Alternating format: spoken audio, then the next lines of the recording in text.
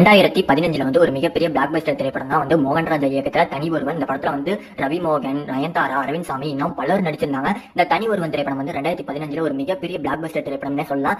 Hero ஜெயம் ரவிக்கும் அரவிந்த் சாமிக்கும் இருக்கிற அந்த கிளாஸ்ங்கிறதே வந்து ஒரு கிளாசிக்கா காட்டியிருப்பாங்க. டேரக்டர் மோகன்ராஜாவோட ஃபர்ஸ்ட் இது வரைக்கும் ரீமேக் படம் மட்டும்தான் மோகன்ராஜா பண்ணிட்டு இருந்தாப்ல. அவரோட ஃபர்ஸ்ட் ஒரிஜினல் ரைட்டிங்ல வந்த திரைப்படம் இந்த தனி ஒருவன். வேற லெவல் ஸ்கிரீன் பிளே, ரைட்டிங் எல்லாமே பண்ணியிருப்பாப்ல. 11 வருஷம் கழிச்சு சில மாசத்துக்கு முன்னாடி வந்து தனி ஒருவன் 2 படத்தை வந்து ஸ்டார்ட் பண்ண போறோம் ஏஜிஸ்ட் இருந்து ஒரு அப்டேட் கிடைச்சிச்சு. ஃபேன்ஸ் எல்லாம் வந்து வெயிட்ல இருந்தவங்க ஃபுல்லா வந்து கூஸ் பம்ப்ஸ் ஆகி வியூஸ் எல்லாம் தெரிவிக்க விட்டாங்க.